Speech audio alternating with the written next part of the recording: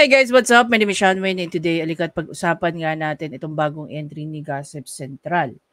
Ayon dito sa kanyang title, Raffy Tulfo sumabog sa galit pero napunta lang sa basurahan. Tulfo bumitaw bilang chairman ng kanyang committee which is, I think it was energy. Medyo napapayawan ko lang yon. Nakita ko nga na nag-resign si Raffy Tulfo sa Committee on Energy. Diba? Kaya mo naman palang magkusa because for the last 2 years, you're nothing but useless as a committee chair dyan sa energy. Ngayon, pumunta ka sa public service, hindi ko alam kung ito ay mas convenient para sa iyo o ito lang yung level ng utak ng kaya mo, kaya ka nag-public service. But nevertheless, even in that committee, very challenging din. So, let's see how you're going to perform. Even din naman sa migrant worker, ano ba ang nagawa mo kundi what do you call that? Magsundo ng mga bangkay ng mga namatay nating OFW. But so far, the worst pa lang na nagawa mo so far is yung mga binigay mong salita na naging resulta kung bakit marami tayong mga kababayan na papuntang Kuwait ang hindi na makapunta ron. Thanks to you. So ngayon, pag-usapan nga natin itong mga pinagsasabi ni Raffy Tulfo and sisingit-singit na lang tayo. Okay? I don't know because I'm starting to ewan ko, anything that is routinary, I easily get tired of listening. So this is just another one of the many shit of Raffy Tulfo, no, sa mga Senate hearing niya. Na kaya niyang palabasin at kaya niyang mauto ang mga kababayan natin na walang kaalam-alam. Pero hindi niya kaya mapaikot o mapabilog yung mga kababayan din natin na may alam. Hindi lang sa mga proseso but how government agency works. 'Di ba? At paano, nakakatawa, no? Kasi ang alam ko, ang stitching lang ay nasa TikTok at saka sa pananahi. Hindi sa pananahi ng kwento. Diba? Kakaiba to si Idol. This is not peanuts. Peanut money. What? Bro, what are you talking about? Now, ang tanong, dito sa kinasuhan ninyo, siguro matigas ang ulo kaya kinasuhan. Now, later on, nung nakasuhan na, pareglo, kaya nawala ng kaso. Now, I need to find out ano nangyari sa kaso niya. Paano natin malaman na has this been tested by the DNR, certified by the DNR, na walang heavy metal nakahalo dito and this na pollutant at mapanganib sa kalusugan ng mga tao?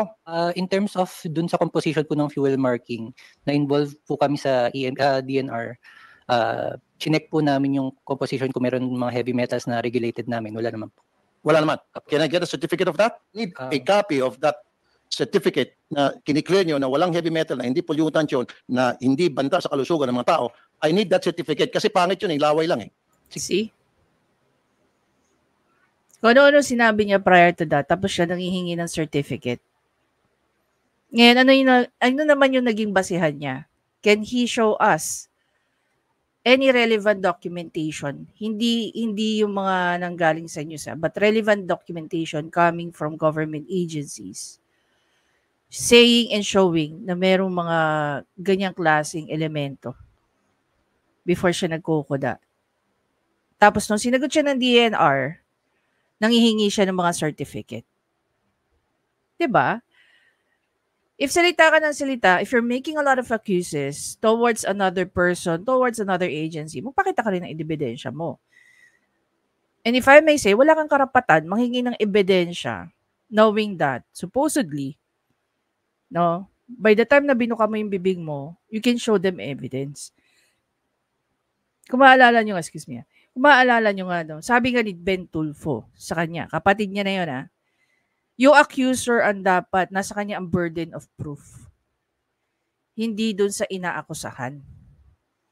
Yung sistema ni Raffy Tulfo, bulok na bulok. Pantanga, pangbobo, pangmema lang.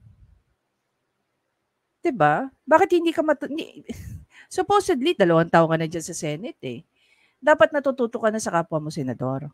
Na pag inopen nila yung bibig nila, gaya ng pagsama mo sa Senate hearing ni Ontiveros. Imagine mo, pag binuka ni Ontiveros yung bibig niya, may kaya siyang ipakita. No? Pag may tinanong siya at tiliwas doon sa sinasagot sa kanya, may kaya siyang ipakita showing that iba yung documents na hawak niya over doon sa mga sinasagot ng kanyang iniimbestigahan. Hindi pa ba natututo si Raffy Tulfo dyan? Sige po. Dapat everything should be in writing. We're talking about 1 billion pesos a month. I mean, a year contract. This is not peanuts. Peanut money. Alam mo, ang problema rin dito kay Raffy Tulfo, whenever he opens his mouth and make an accusation, he's not only accusing one person. He's almost accusing one organization. When ang tingin tuloy ng tao collectively is itong ahensya ng gobyerno na ito, gaya na sinabi ng prof ko sa akin, no? After he found out that I'm into political vlogging or content creation, sabi niya sa akin, never attack an agency. Always attack the person. Okay? Ang sinasabi lang niya, kung if you have anything to say about an agency, focus on the person who's doing the wrongdoing, not the entire agency. Bakit? Kasi sinisira mo ang integridad ng isang buong ahensya. Hindi lahat ng tao sa ahensya na yan ay gumagawa ng mali. You have to save the integrity of that agency para pagkatiwalaan sila ng tao. Halimbawa na lang ang NBI. Dahil lagi minimension ni Raffy Tulfo ang NBI, a lot of people having this kind of mentality, nagkakaroon sila ng interpretation na pag si Raffy Tulfo ang sinumbong mo sa NBI, there are chances na ito ay mapapawalang what's the right term for that? Parang mababasura lang, hindi bibigyan ng aksyon, at so on and so forth. So might as well stay away, do not trust NBI. Yun yung nade-develop sa atin. Let's not trust NBI because fini-favor ni Raffy Tulfo mula sa Senate hearing, sa pagtawag niya sa NBI every time sa Raffy Tulfo in action. At kung ano sabihin ni Raffy Tulfo sa NBI, yun yung ginagawa ng NBI. So nakakalimutan yata ng NBI kung ano yung nakamandato sa kanila. You are not supposed to be serving ang mga politiko. You are supposed to serve the general public. May it be a politician or a civilian. 'Di ba? Sa ginagawa ni Raffy Tulfo, na paulit-ulit nila, akala ni Raffy Tulfo by doing that is napapabango niya ang NBI, no? Nawawala ng kumpiyansa ang tao sa NBI dahil sa ginagawa niya.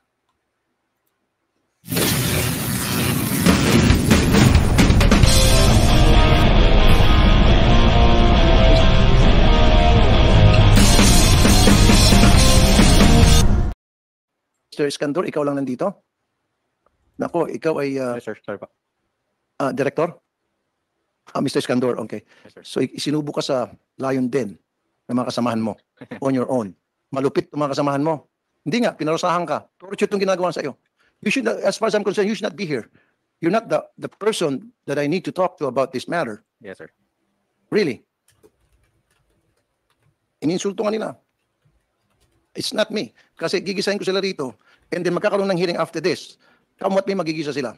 And next time, ang gusto ko makita, yung pinaka-boss mo, yung commissioner. Diba? Kinakawawa ka nila dito. Now, marami ang nag-violate. Marami ang nag-fail. 7,000. Saan ba yung record ko? I just want to be precise. Okay. Parang 67%, if I'm not mistaken.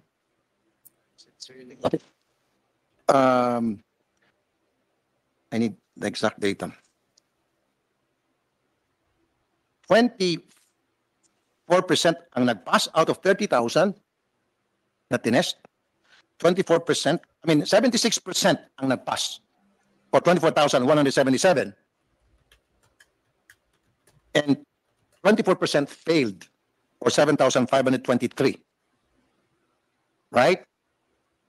You agree? Record galing sa inyo to. Apo, siguro kasi nanggaling po yan sa... Ano po, pakilaksan? Sir? Wala lang kopya, Senator, but if Walang it comes kopya. from their office. O siyempre galing sa inyo to. Yes, Talagang dapat umuo ka. Apo. Okay. Now, ang tanong po. sa 7,523, isa lang po nakasuhan. Bakit po isa lang nakasuhan? Ano nangyari sa 7,522? Sir, per record ko, nga po, may isa po Ano lang yan guys, no? Parang yung 32 cases ni Attorney Libayan. Sinampahan nila ng kaso, sumagot ang judge doon sa kinaso kay Attorney Libayan. Ang ending, na-dismiss yung kaso. So, hindi porket nakasuhan yan or merong nagawang anomalya, nag-file ng mga kaso at hindi pumasok. So, sino ngayon na may pinapalabas na may problema? Yung nagkaso, yung naghusga, o ano ba talaga ang gustong tumbukin dito ni Idol? po kaming nakasuhan. Opo, isang nakasuhan. What What happened to the, although yung 7,522, sinasabi na yung mga oil na hindi lumitaw na walang marka, hindi pumasa, ay kinonfiscate for feature ang nangyari. Season for feature, right? Pero hindi dapat yan. After na for feature, dapat may kaakibat na kaso.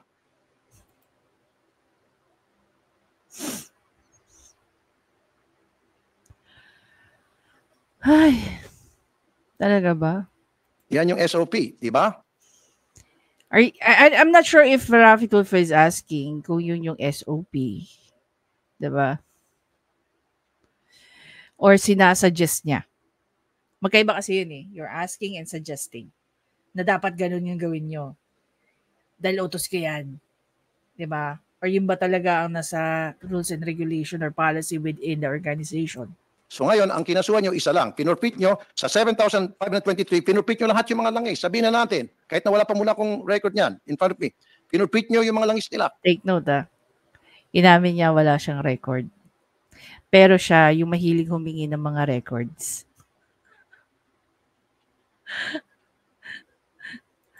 Pero isa lang ang kinasuhan nyo doon. Bakit? Senator, let me lang po. Ang nandito po na data ko for seizure and apprehension. Ano po? Seizure and apprehension po. Okay, seizure and apprehension. Apo. Meron po kaming 24 retail stations that were... Hindi, kasi ang binigyan yung record sa akin, isa lang ang inyong kinasuhan. Pinangalanan yung kinasuhan ninyo. Apo. Nagsasalita pa siya dyan. Ito problem, another problema with Rafi Tulfo. Nagsasalita pa lang yung tao, tapos panay siya ng bara. So, paano natin may intindihan yung isinasagot nitong taong to kay Rafi Tulfo? Sige nga, paano? Ang gusto ba ni Rafi Tulfo, siya lang naiintindihan natin? Nagtanong siya, di dapat maintindihan din natin yung sagot. Okay, so bakit isa lang ang binigay nyo sa akin na record? Anong nangyari doon sa iba pa? Tiyan mo sinasagot, ayaw niyang pasalitain ng maayos. Mga sistema ni Rafi Tulfo, bulok na bulok eh. Senator, let me lang po. Ang Ayan sinasagot nandito po na data ko for seizure and apprehension. Ano po? Seizure and apprehension po. Okay, seizure and apprehension. Apo. Meron po kaming 24 retail stations that were... Hindi, kasi ang binigay... See? Patapusin mo muna kasi Rafi Tulfo para pare-pareho natin na intindihan yung sinasabi ng tao. Hindi yung panay ka bara ng bara. Diba? Ginagawa mong tanga yung mga tao. Hayaan na natin yung mga nanonood sa'yo sa Rafi Tulfo kung paano mo sila napapaikot. Pero pagdating dito sa bagay na to, huwag mong paikutin yung mga tao. Binigyan yung record sa akin, isa lang ang inyong kinasuhan. Pinangalanan yung kinasuhan ninyo. Apo. Okay, so bakit isa lang ang binigay nyo sa akin na record? Anong nangyari doon sa iba pa? Lord. Yun nga po, sa seizure and apprehension namin, we have 24 retail stations and 7 You have retail what? station. 24 retail stations Ano po po? ang 24 po. Retail stations po ang 24? retail stations po ang Alam mo, hindi ko alam kung bibingi-bingi ito si Rafi Tulfo, but parang obviously, ako intindi ko yung sinasabi ng tao. Gusto lang niya makita ng taong bayan yung mukha ng taong to. Eh lahat naman sila naka-face mask. anuhan ng 24 gasoline stations? Apo. Retail stations po. Apo. 24, okay. Bakit wala sa lista yung 24? 7 na non-retail stations po. Ah? Tapos, yun nga po, yung sinabi niyo po na isang Sandali lang, Mr. Iskandar. Yes, sir. Pwede ba pakialis mo yung Utang ina yan. face mask mo? Hindi kita naintindihan. Parang kinakain mo yung sinasabi mo. Sorry. Sige po. Okay, good, better. Yes, sir. Kasi dito, sinabi mo dito, case filed on March Totoo ba? Hindi maintindihan? O gusto lang makita o gusto lang ni Raffy Tulfo makita yung pagbumukha ng taon to para pagka mapahiya niya, napahiya niya, di ba? 17, 2022, one case was filed with the DOJ against Luzon Petroleum Integrated Service Stations Incorporated with docket number blah, blah, blah, blah, blah. Hindi na nasundan. Wala dito na sinabi na meron pa kayong mga kinasuhan at pending, etc., etc. Bukod tangi, isa lang ang sinasabi dito na nakasuhan out of 7,523 na nakitaan nyo na may violation. Siguro, gusto mo bigyan ko ng sagot? Tingnan mo. Alam mo, itong kinasuhan nyo, bastos to. Kinasuhan nyo, bastos. Hindi nga. Bakit bastos? Tanongin nyo. Hindi marunong makisama, hindi marunong umareglo.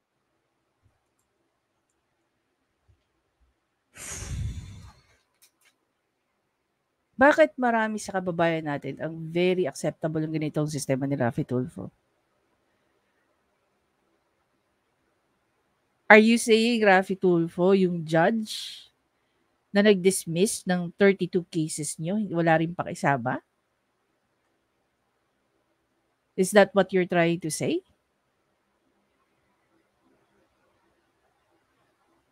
Unang-una sa lahat, yung isa na yan, for sure, kung wala pang resolution o wala pang judgment, ibig sabihin, pending case pa yan.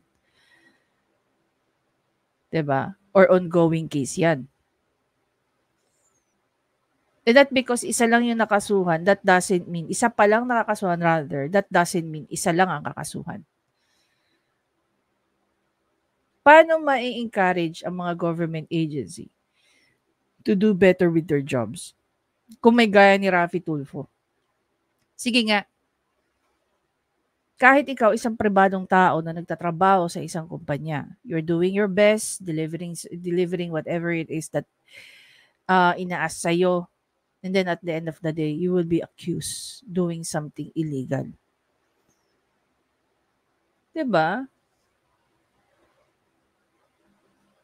Raffy Tulfo, you know your style, insinuating na itong mga government agencies na ito, itong mga government of employees na to or mga public officers din na ito, ay gumagawa ng hindi maganda. Alam mo kung ano yung sickening part dito ng sistema ni Raffy Tulfo?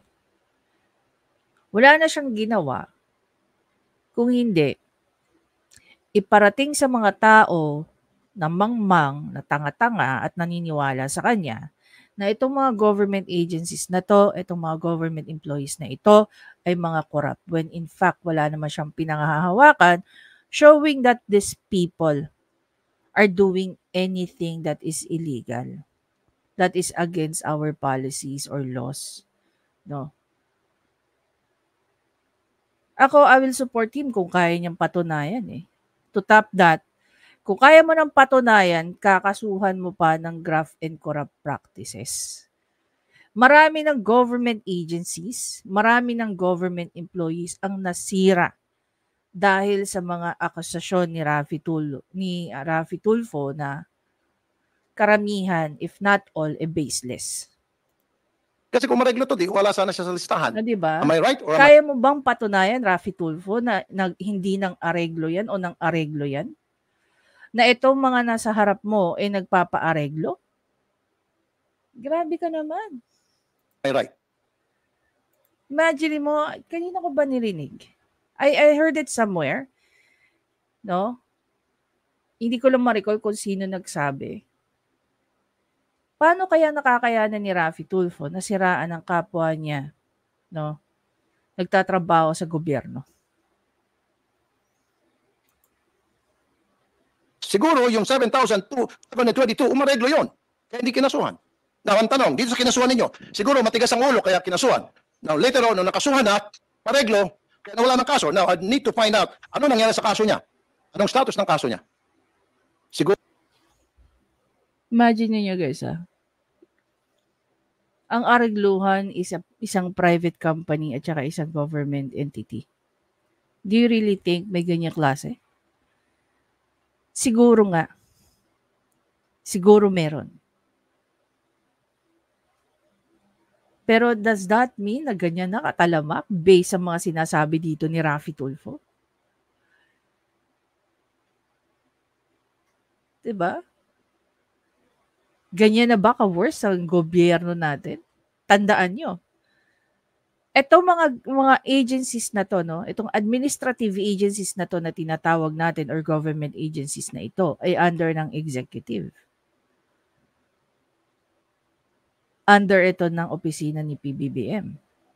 So for Raffy Tulfo to insinuate that these government agencies are doing something like these bullshits, ano ang reflection yan kay PBBM?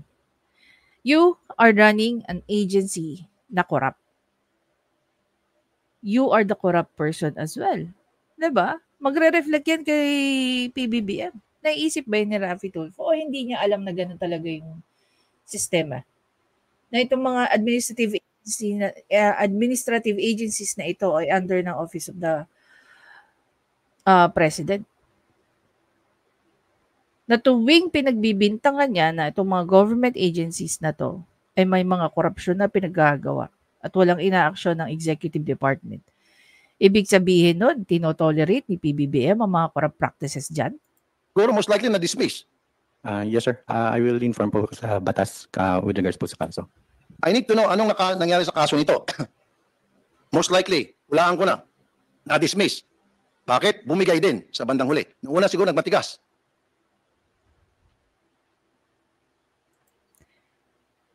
I don't know, pero parang ang dating tuloy sa akin ng sinasabi rito ni Raffy Tulfo, kakasuhan para lagyan ang mga taga-government agencies at tapos i-atras nila yung kaso. Lahat naman ng government agencies may legal department. Baka gusto niya sagutin itong mga accusations sa inyo ni Raffy Tulfo. Siguro sa susunod, ipapa-blue ribbon ko na lang to para maraming senador ang gigisa sa inyo lahat. At by that time, siguro, nandito yung mga taga-DOF, nandito yung boss mo. Sa homogeneity. Imagine mo, papa-blue ribbon niya. Alam mo ba kung ano function ng Blue Ribbon Committee, Raffy Tulfo? Ha? Alam mo ba kung ano ang ginagawa ng Blue Ribbon?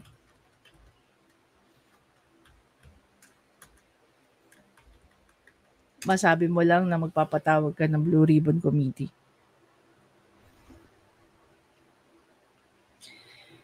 Ito guys yung ginagawa ng Blue Ribbon. Just so you know. The Senate Blue Ribbon Committee in the Philippines is a powerful Senate committee tasked with investigating alleged wrongdoings of the government, its official and attached agencies. So what are the purpose? The primary purpose of the Blue Ribbon Committee is to suggest new laws and propose amendments to existing laws. It investigates irregularities related to government entities, officials, and government-owned control operation. Like other Senate committees, members of the Blue Ribbon Committee are selected by the Senate. The chairmanship of this committee is highly sought after and influential.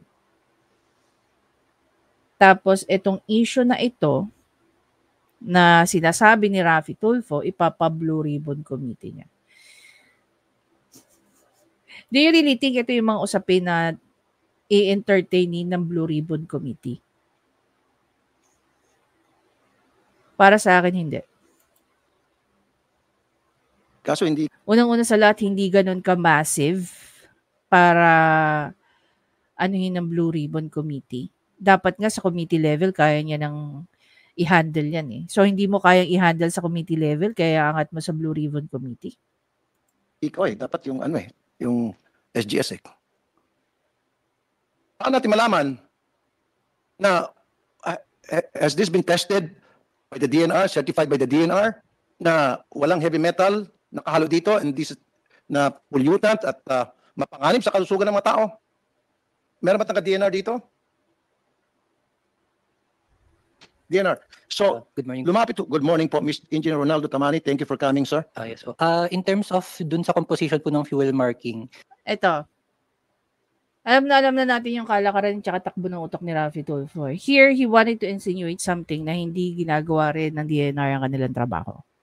Okay? Para makalusot ito. Parang ganito lang yung gusto niyang pahiwatig dito eh. Okay? Ginigisa niya yung mga tao dyan sa harapan niya. Okay? At palabasin niya na ang DNR may piniplay na role dito. Ano yung piniplay ng role ng DNR? Napapalabas parang parang ini-insinuate ni Raffy Tulfo dito na kahit hindi pumasa sa DNR, pinapasa nyo. Unfortunately, iba yung naging sagot ni DNR. Pakinggan natin. Na-involve po kami sa DNR. Chinek po namin yung composition kung meron mga heavy metals na regulated namin. Wala naman po. Wala naman. Can I get a certificate of... See? Gets nyo? Dahil hindi ngayon yung lumabas na resulta na gusto marinig ni Raffy Tulfo, manghihingi na ngayon siya ng certificate. Bakit? Kasi napahiya na naman siya. Can you give me a copy? May binigay po kami dati noong 2019, pero Dati, pero gusto ko, iba yung dati kanino binigay. I want it sa akin. pwede po. I need a copy of that certificate na kiniklear nyo na walang heavy metal, na hindi pollutant yun, na hindi banta sa kalusugan ng mga tao. I need that certificate kasi pangit yun, laway lang eh. Di ba parang nakakatawa si Raffy Tulfo dito? I mean, it's really the audacity of Raffy Tulfo to make certain claims na pangit dahil laway lang. Samantalang siya, kanina pa siya salita na puro laway lang. Sige po. Dapat everything should be in writing. We're talking about 1 billion pesos a month. I mean, a year contract. This is not 1 billion contract a year.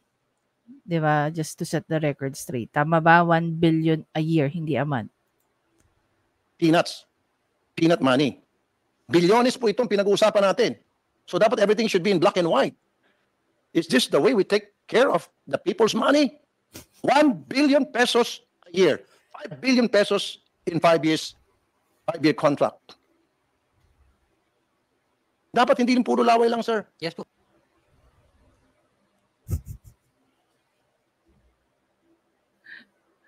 Paano naging laway yun? Meron nga silang ginawang study, no? Dumaan naman sa tamang proseso. Meron naman mga lab exams na ginawa doon. Paano naging laway yun? It's just that, nagtanong ka, sinagot ka, tapos dahil hindi nila dala yung dokumento, dahil hindi naman din nila alam, natatanungin sila patungkol dyan, sasabihin mo puro laway lang. Ang ina May talaga. provide po. How can we proceed kung lahat puro mga walang alam? Puro mga kulang-kulang yung mga dokumento natin. Eh, ikaw pa nga dyan yung wala talagang alam. Hindi ka dapat nag-umpisa talaga dyan. Diba? Ikaw yung mahilig magpatawag ng mga ganyan. Na most of the time, no? As per our, what do you call that? Observations. Ikaw ang laging walang alam sa mga Senate hearings or inquiry mo. Most of the time, tinuturuan ka pa ng mga resource person mo at yung mga taong inaakusahan mong corrupt. Diba? Bureau of Customs. Akin na yung listahan. Dito na ata. Bureau of Customs. Kilala mo si Don Rabonsa ng Navotas. No, sir. Smuggler yan ng oil. Kasama na yung pag-smuggle niya ng asukal galing Hong Kong.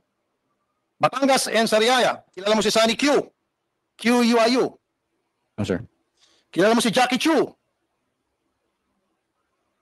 No, sir. Kilala mo si Aaron Uy. Sorry, Your Honor. Kilala mo si Lyndon Tan. No, sir. Dumako tayo sa Maribeles, Bataan. Kilala mo si Alex Chua. No, sir. Kilala mo si Bogs Biolago. Not familiar, sir. Not familiar. John Magundadato. Hindi po. Ito po yung listahan ng mga victim smugglers. Okay. Itong mga pinangalanan ni Raffy Tulfo, may mga kaso ba ito? Pertaining to smuggling. Kasi kung wala, kung ito ay mga negosyante at walang mga ikinaso sa kanila about smuggling,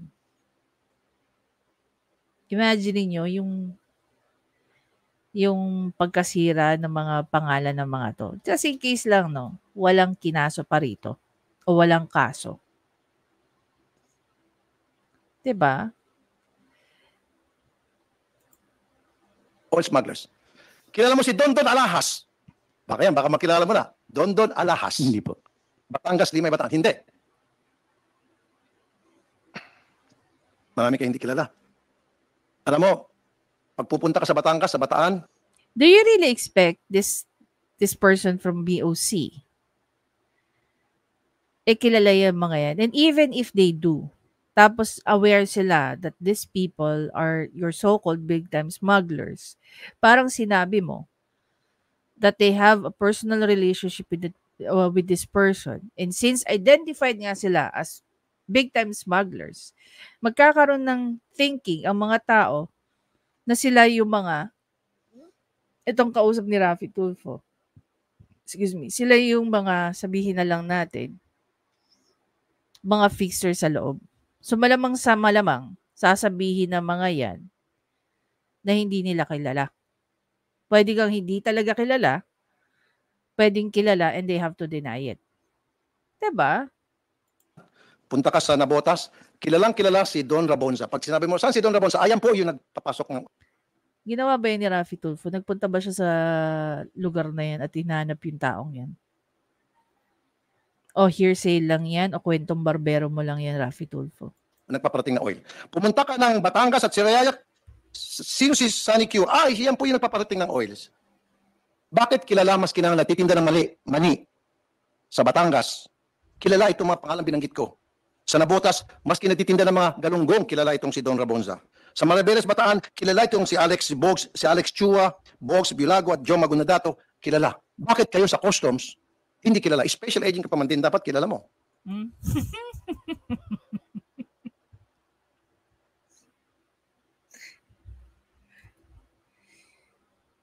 Iba yata yung ibig sabihin ng kilala.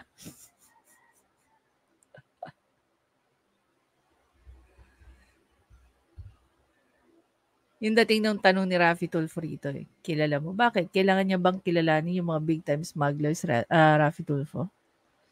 Ikaw ba may personal knowledge niyan? O it's just that part of the hearsays? Bakit di mo kilala? Alam ko, ninyo, might not be you. Diba? Again, kaya sabi ko sa inyo, tinahi-tahi niya na may mga corrupt mga taga-BOC, BIR, DNR. Gaya niyan. Kanina, nanghihingi siya ng ebidensya. Ngayon, he will be making an accusation without even showing any proof na yung mga taga dyan sa BOC mga corrupt. The audacity, di ba? Kasi, yung mata, tenga, bibig, sabi nga nila, baka nakapaskin na yung Tito Vic and Joey. Alam niyo yung Tito Vic and Joey? Tatlong muka. Masamayan si Mr. Pedro Lite. Ano nakakalungkot po na yung ating mga otoridad, hindi nila alam yung kanilang trabaho, hindi nila ginagawa yung kanilang tungkulin. This is supposed to be your job, to go after oil smugglers, to identify who are these people. Ang kaso, ang kaya niyang identify, itong napakaliit na gas station. Dito yung nagkakaproblema tulad yung nangyari sa Sibuyas Yung maliliit ang nakakasuhan, yung malalaki yung mga ping pinakakawalan. Yung mga dilis, yun yung pinipirito. Bakit? Alam niyo naman siguro ang sagot. Bakit yung mga pating pinakakawalan? Endangered species. Alam mo ba modus operandi ng paihigang ngayon? Sir? Alam mo? Yan yung tanong ko kailan kaya ito naging hearing? Kasi yung paihigang na yan, yung paihi issue na yan, guys, napakatagal na yan. Meron na nga mga jurisprudence patungkol dyan. Diba? Marami ng jurisprudence patungkol dyan sa mga paihi na yan. Tapos palalabasin ni Raffy Tulfo, siya pa nakadiscover. Hindi po, matagal na po yan. No, sir. No. Ako na tuloy tagaturo sa rito. Wow. Dapat ako meron akong intel, ano ba tawag ito? Apologies, sir. Pag-asset ako, may FIA dapat ako bilang asset mo. But anyway, joke lang yan. Hindi ko kailangan yan. Ako'y tutulong sa inyo ng libre para magampanan nyo na maayos yung trabaho. Wow, tutulong ka ng libre kasi taong gobyerno ka. Tangina mo. Anong nangyari? Yung barge dadaong 15 miles away from the shoreline, which is an international territory. Gets? Ngayon, yung Coast Guard, may taga-Coast Guard ba rito? Wala. Magbubulag-bulagan na dapat magbantay. And then doon, ikakarga yung oil. Okay? Itatransfer sa isang barge pa. And then, yung barge, diretso na yan sa mga pantalan, sa Subic, sa Batangas, sa Navotas. Ako, Rafi Tulfo, may kakwento ako sa'yo. Hindi lang yan sa international waters. Nangyayari din yan dito sa domestic waters natin. Oh. Yung mga malalaking bangka ng mga mangingisda. Hindi ko na ibabanggitin kung saan yung mga lugar na yan. Pero ito, kwento to ng mga kaibigan ko na may mga ganyang negosyo. Yung isdaan ha, yung maghuhuli ng isda. Kahit yung mga maliliit na negosyante, ginagawa yan. Hindi lang malalaki. O meron pa, jurisprudence, sabi ko nga sa inyo. Nakalimutan ko lang yung jurisprudence na yun. Ninakaw nila yung isang barko na naglalaman ng oil ng PNOC. Ganyan na ganyan yung prosesong ginawa. Ito malala. Hindi lang yung oil ang ninakaw, mismo yung barko. Pinalitan nila yung pangalan ng barko, nilayag nila sa malayo, pinalabas nila galing Singapore yata yun, tapos dinala nila sa Batangas Port. Oh. Naging kaso yan, dinesisyon na niya ng Supreme Court. Noong napatunayan, ang laki ng binayad nilang danyo sa PNOC. Special naman pier. At doon, diretsong kinakarga na sa mga tanker. 2 pesos and 70 cents per liter ang cut ng beer. Natitingin kayo, no? Hindi alam ng taga-DOF. Sabi ng DOF, binubukulan nyo na kami ata. 2 pesos 70 cents per liter ang napupunta, pinaghati-hatihan. Hindi talaga yan alam ng BOC.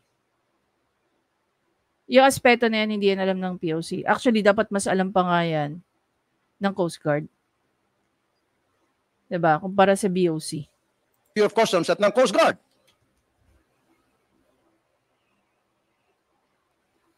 Kaya kung pupunta po kayo sa Bataan, and then sa Batangas, lalo dyan sa baybantang Santa Clara, Batangas, mura po yung mga gasolina.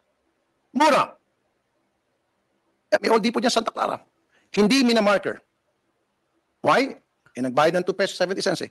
Bakit mura mga gasolina sa Batangas, Bataan? Sapagkat yan po yung talamak. Bagsakan ng paihi. Ito, agree ako dito. Na mura yung gasolina sa area na yan. Okay? Kasi napupunta ako dyan. Ang tanong, ikaw ba, Rafi Tulfo, yung alam mong tungkol dyan, personal knowledge yan?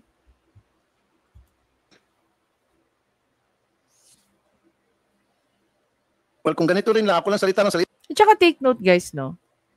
Dahil alam nyong may ganyan, bakit hindi kayo magpaimbestiga at magpakaso kung meron man mga paglabag? Hindi yung dakdaka ng dakdak dyan, Rafi Tulfo. But since hindi ka na parte ng energy, so mas wala ka ng pakialam dyan. Diba? Salita at wala akong nakuha salita sa inyo. We better adjourn this.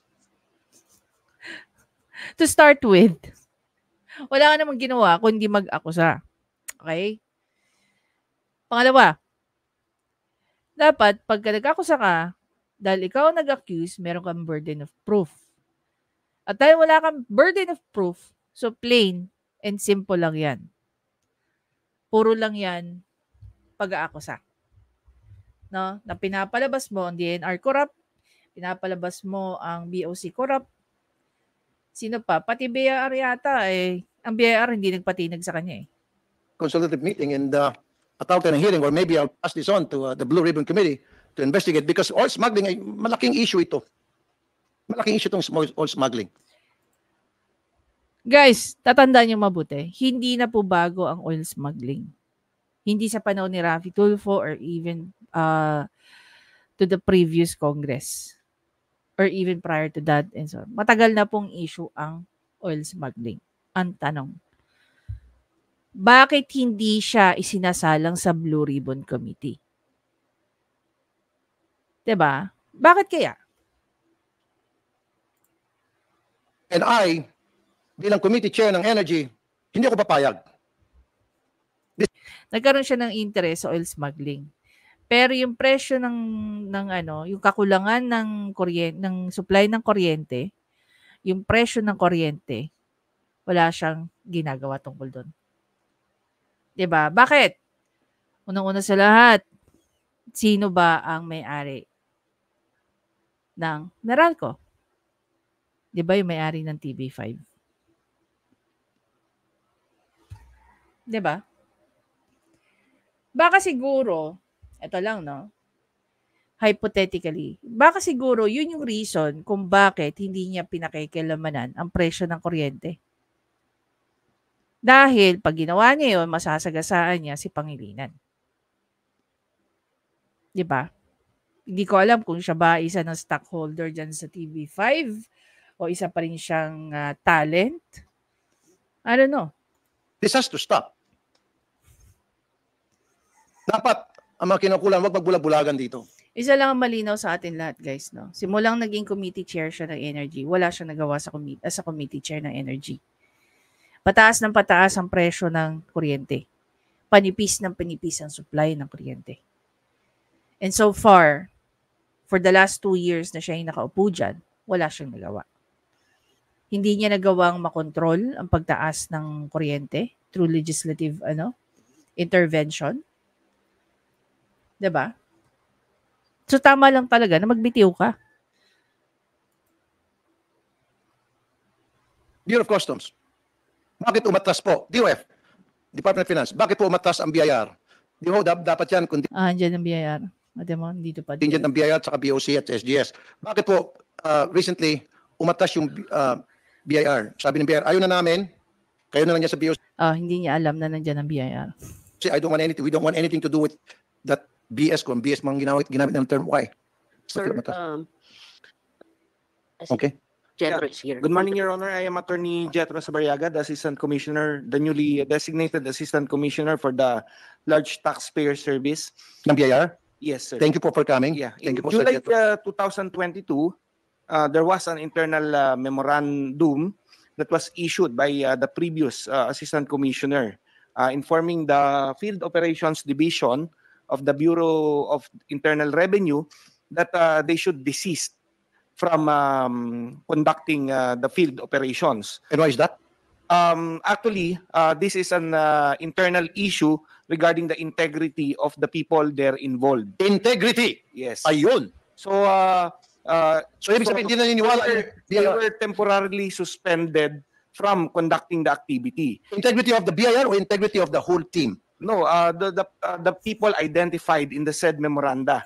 Wow.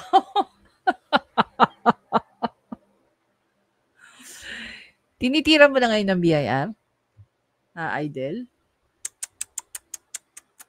Aha. So, you know those people, sir? Po? O yung team po ng BIR at BOC at SGS? No, just the revenue officers of the, Tita mo, ano yan? Clarifying question ba yan? O meron ka tinutumbok na naman dyan, Raffy Tulfo? just identified revenue officers of the Field Operations Division. Okay, so just the BIR personnel. Yes, sir. Just 9 9.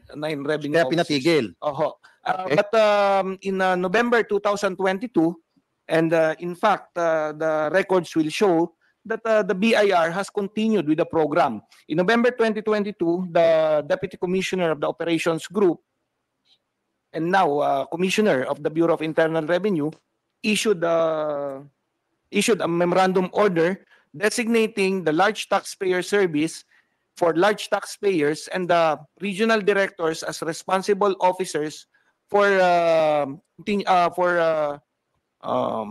conducting the field inspections in coordination, of course, with the Bureau of Customs. Okay, can I see those documents wherein sinabi po ng BIR doon sa Siam na questionable integrity na you have to cease from participating sa field testing.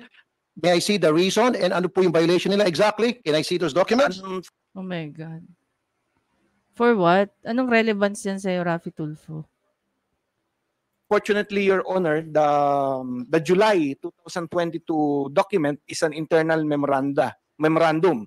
But the persons involved there are identified in the joint operations memo. Ano ba yung... Okay, sir. Sige, identified yung Siam. Now, I need to know ano nga po yung sinasabing questionable na ang kanilang integrity, hindi na maganda, mali na. So ano po yung mali doon? Ano yung kamalian na ginawa nila? Do we know?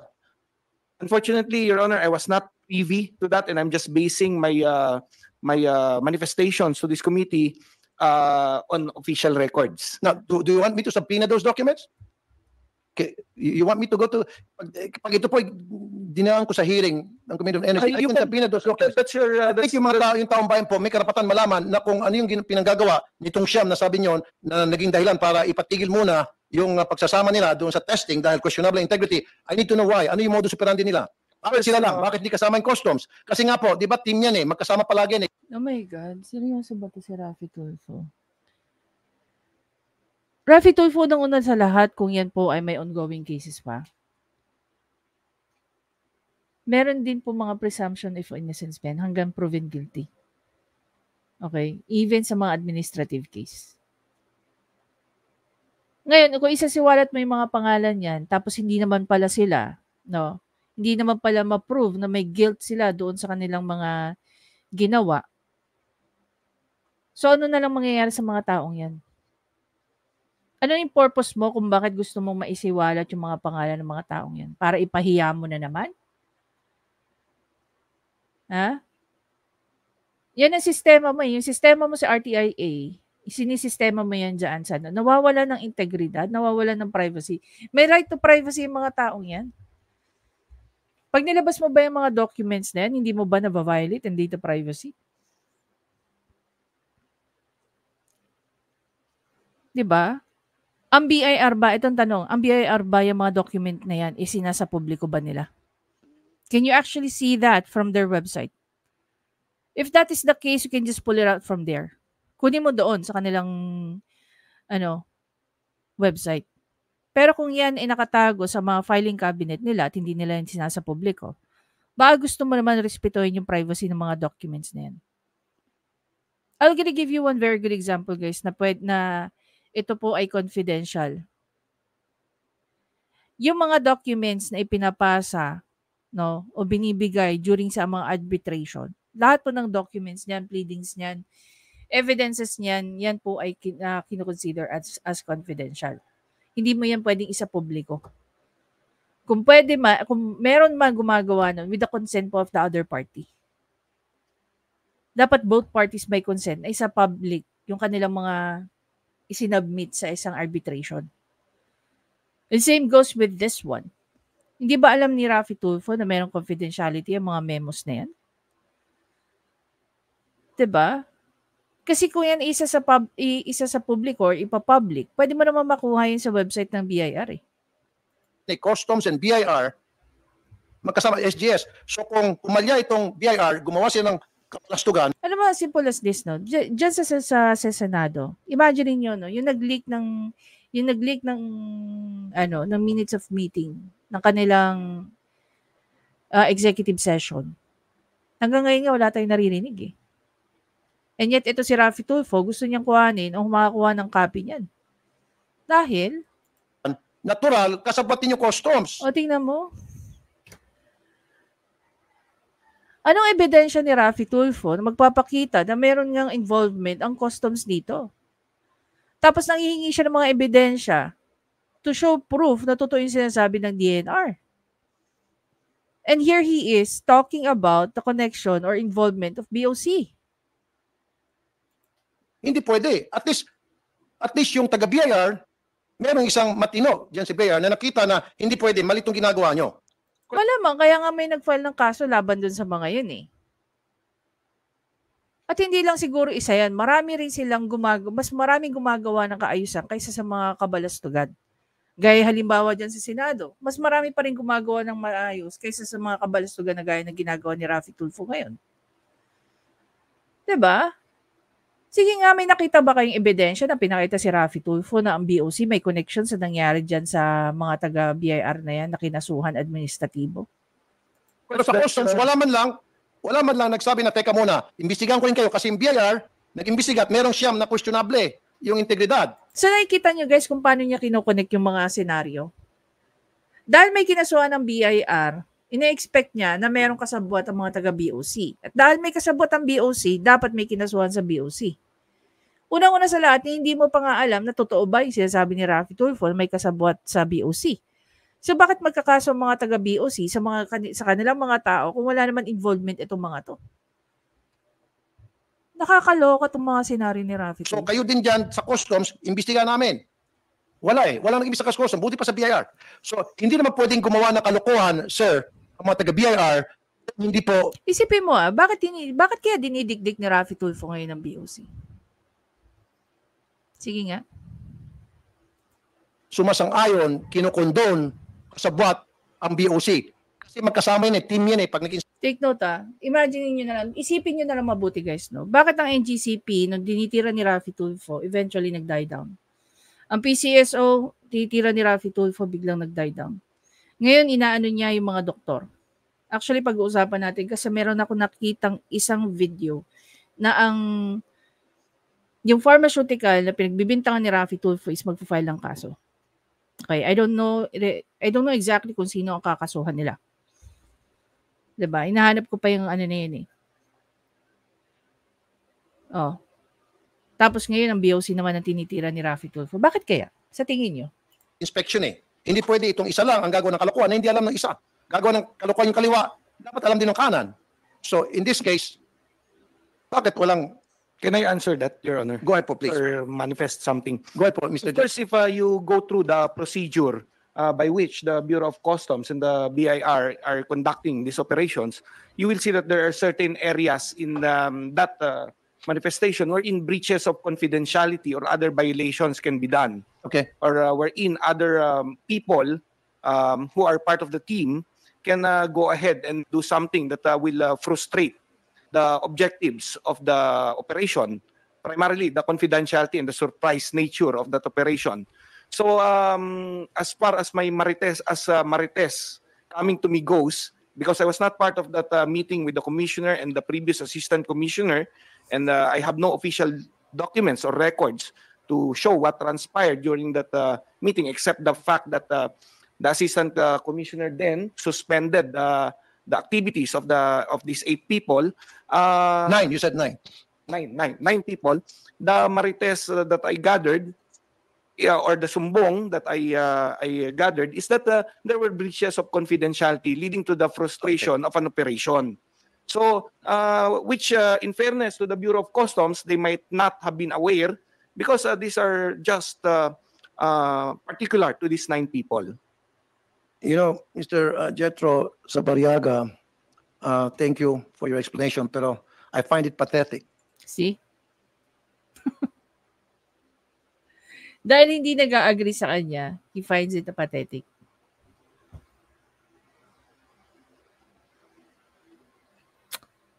Na hanggang Marites na lang tayo. Dapat lahat na sinasabi natin dito supported by documents. Ikaw nga, ang dami mong sinasabi na hindi supported ng kahit anong document 'Diba? Puro ka lang opinion. Yeah, actually, Your Honor. Sandali lang, sir. Nasabi nyo kanina, tama na ngayon. It was a move towards the right direction. Yung ginawa po ng inyong mga kasama dyan si BIR na sinuspindi po muna yung sa field testing, pagsama ng mga taga-BIR ng personnel ninyo dahil questionable na po integrity. Now, sabi nyo, magkakaiba kasi yung sistema o yung standard na ino-observe ng inyong kawani versus kawani ng Bureau of Customs and how they present themselves when they're out there doing their jobs. Right? Hindi, parang something to that effect. You didn't say that exactly, pero yun ang pagkabasa ko. Now, confidentiality. Di ho ba dapat nagja-jive yung mga information ninyo versus information ng BOC dahil pareho lang ang ginagawa nila, pareho lang naman sa field, isang team na naman sila. So meaning kung nagkamali itong sa BIR, kung may mali itong BIR, may mali din dapat sa customs. Hindi naman Ipipilit niya talaga yan. No, ipipilit niya talaga yan. This is a result of ignorance. No? Dito mo makikita yung ignorance ni Raffy Tulfo. Pwede ako mag-agree na maybe may pagkakapareho yung iba't ibang ano niyan, yung iba't ibang documentations niyan. But at the end of the day, magkakaiba po ng policy ang mga government agencies. Dahil iba-iba ang kanilang mga purpose, why they were mandated, why they were created, and they have their own mandates. Naisip ba yun ni Raffy Tulfo? Parang ganito lang yan, guys eh. No?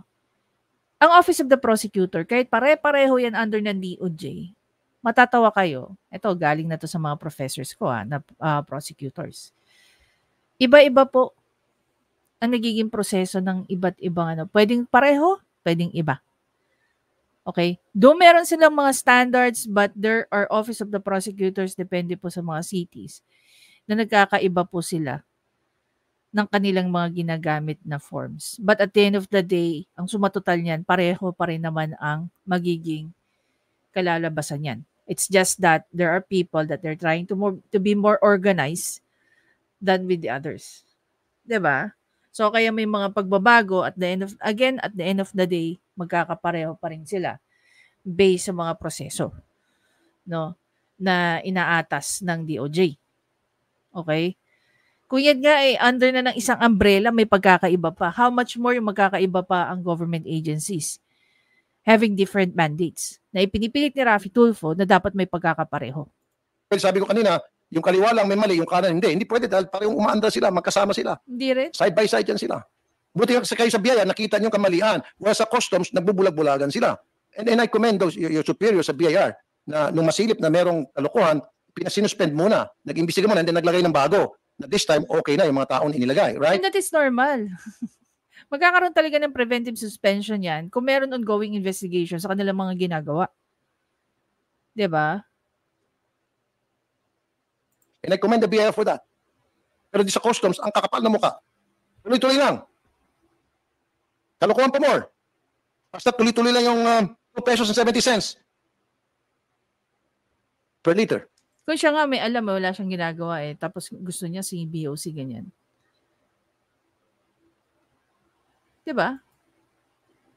I don't have any problem with the BIR, sir. In fact, natutuwa po ako nung sinabi niyo yung Siyam, sinuspindi mo na operation dahil Parang ano eh, wala siyang problema sa BIR tsaka wala siyang problema sa COMELEC. Bakit kaya?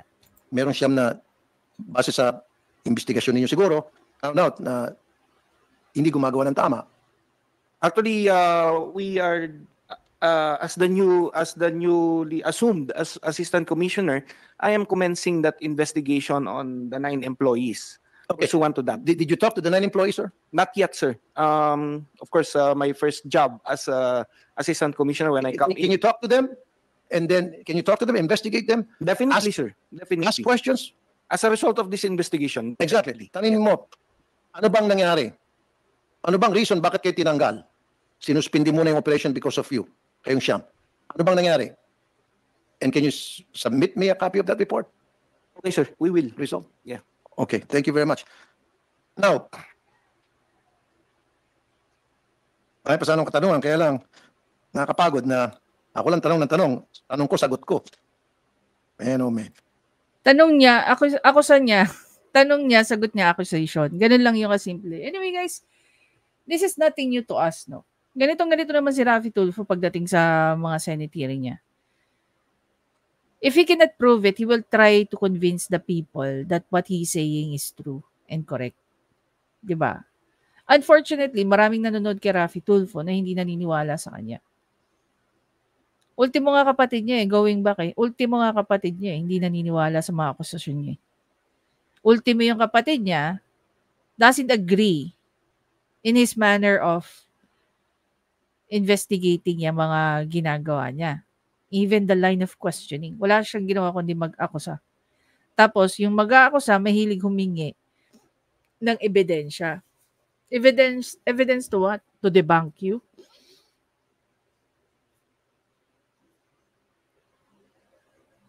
Bakit hindi ka gumaya sa ibang kapwa mo senador na pagka may pang-akusang ginagawa, may ebidensyang pinangahawakan, ikaw puro ka ganyan?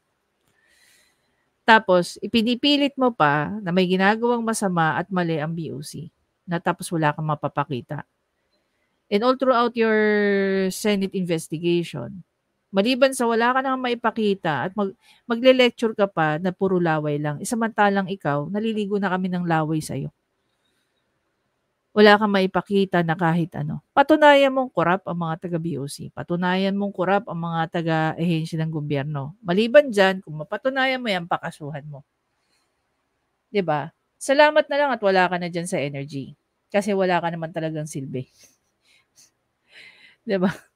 Wala ka naman nagawa talaga para sa energy. 'Di ba? Baka naman yung pinaka-purpose. Ano ba pinaka-purpose mo? Bakit ka pumasok sa energy? Para hindi magalaw ang Meralco? Para hindi ma-question ang patuloy na pagtaas ng presyo ng elektrisidad na under ng Meralco? Na pag-aari din ng boss mo na si Manny Emmanuel Pangilinan? 'Di ba? Anyway guys, again, maraming salamat sa panonood. Thank you rin of course kay Gossip Central. Ginamit natin yung clip na nagawa niya. Yan, malaking bagay po yung mga clip na nagagawa ni Gossip Central. Kayo po, kung kayo tatanungin ko, ano ba ang napatunayan ni Raffy Tulfo dito sa Senate hearing na to? Maliban sa pag-aakusa na itong mga government agencies na ito ay mga corrupt. Masaya po ba kayo na wala na siya sa Committee of Energy dahil wala naman talaga siyang nagawa dyan sa kanyang committee? And lastly, do you really think the reason why bakit siya pumasok sa Committee on Energy kahit wala talaga siyang kaalam-alam kung paano patakbuhin ng Committee of Energy, dahil may mga pinoprotektahan siya mga negosyante?